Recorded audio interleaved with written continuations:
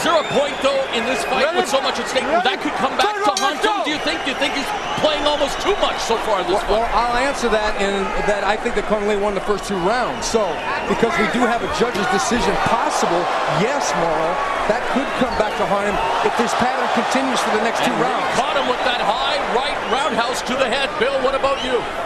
I'll tell you what, I agree with Quadros. There's no question that with the accuracy and the combinations that lead through in the first couple rounds, he's definitely ahead. I would have to agree as well that Kong Lee, thanks to his kicking and keeping Frank Shamrock at bay, and while you mentioned, Stephen, that Shamrock's been able to sink through, I think for the most part, he is more interested in putting on this show, and I think he has to realize, hey, I'm in a title fight, my belt is at stake.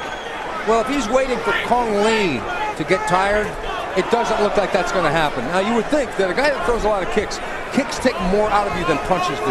So theoretically, it would be a possibility. But right now in the 3rd round, Kong looks as fresh as the first. Nice combination put together by Lee, and so far Lee has stayed true to his game plan, as you mentioned in the first round when Shamrock tried to bring him to the ground, seducing him.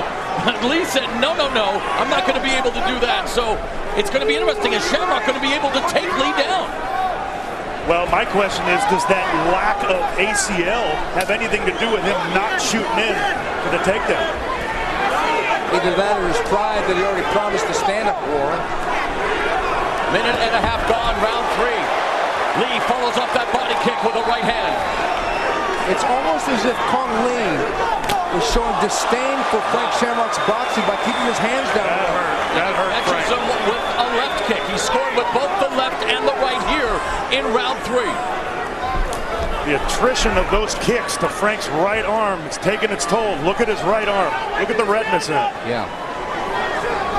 Actually swelling too. And as a judge, again, nice left to the body, push kick by Shamrock. But you're right in that the points are being scored by Kong Lee.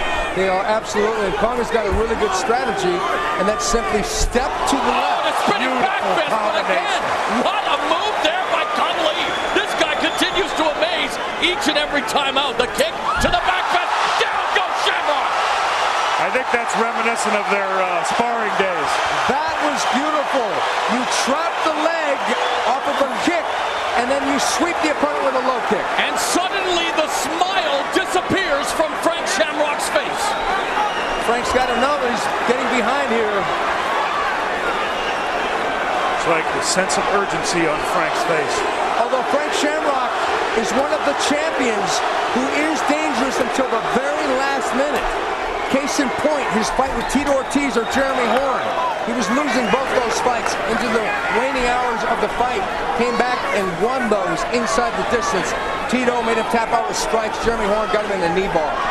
So Frank is dangerous the whole time. What should Shamrock be doing, though, to try to close the gap? I mean, how does he counter these kicks from Kong Lee? He needs to close the distance. What he hasn't been able to do so far is redirect the kick with his own right arm. Hasn't been able to parry them. No, and Kong is a better wrestler than he is. So to get the clinch, what's that going to do? Kong is going to neutralize the takedown. So Frank has just got to wait for Kong to make a mistake. And so far, Kong has not done that. Kong Lee is a definition of a dynamic striker. Oh, right hand! Lee gets rocked by that right from Shamrock. This is what Frank has been waiting for. And Shamrock now smells the blood, begins to stalk the challenger. Frank wants a shootout here. And Lee willing to engage. This is not smart for Lee. Lee might want to go for a takedown, but then he'd be in Frank's world again. Oh! Shamrock now beginning to pick apart the challenger, Kong Lee. The final minute of round 3. What strategy? Oh, he's hurting him now. Connecting. Oh, knee. Tom Blum just misses with the knee up the middle. That was tense. And you, fight professor Stephen Quadros, the prophet, you talked about it. Frank Shamrock always dangerous. Another spinning back fist from Kong Lee. What a fight we're seeing at the HP Pavilion.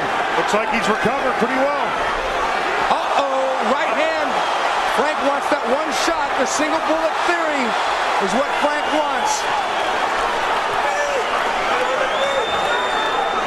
Epic battle, gentlemen. We are in the midst of a shootout in San Jose. The slugfest is going to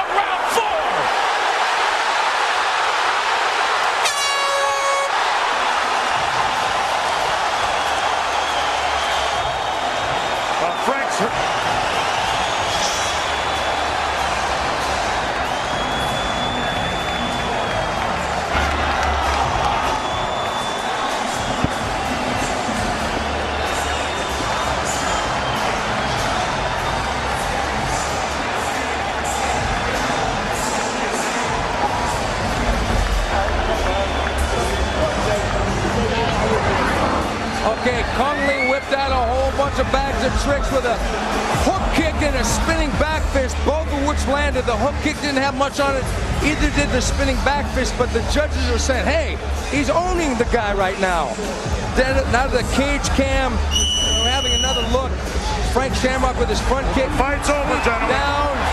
Fight is over. We have a new Strikeforce middleweight champion. His name is Kung Lee.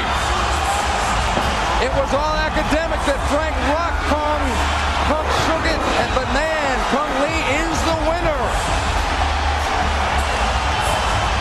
Shamrock unable to answer the bell for round 4.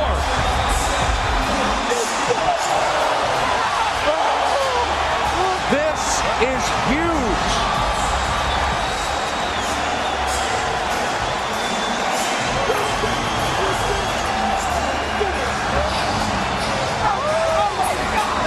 The fans are on their feet. In one corner, jubilation. In the other corner, pain. And you have to know that Frank Shamrock is in a world of hurt for him to be unable to come out for round 4 after a tremendous round 3. A world of hurt indeed. Anyone who makes their living as a lumberjack would have to appreciate Kung Lee's effort here because he chopped away until the tree could no longer get back up.